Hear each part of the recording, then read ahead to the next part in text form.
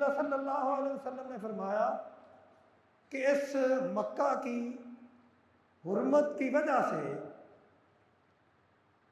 यहाँ के कांटों को काटना वो भी जायज़ नहीं,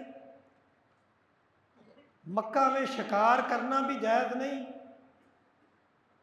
और इसी तरह जो चीज़ वहाँ गिर जाए उसको उठाना भी जायज़ नहीं, मगर उसके लिए जो ये इरादा रखता हो कि वो चीज़ मालिक तक पहुँचाएगा।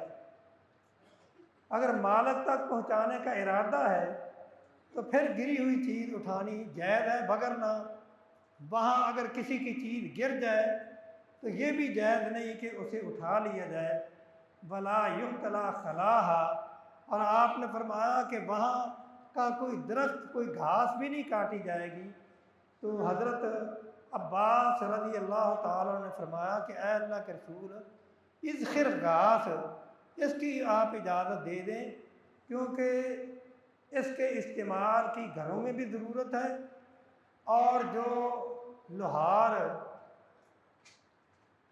हथियार बनाते हैं उनको भी इसकी ज़रूरत होती है।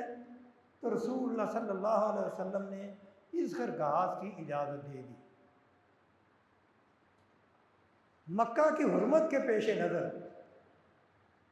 रसूलुल्लाह सल्लल्लाहु अलैहि वसल्लम ने वहाँ के दरख्त काटने, वहाँ शिकार करना, हत्ता के कांटेदार दरख्तों को काटना, ये भी मना कर दिया है, ये भी जायज़ नहीं।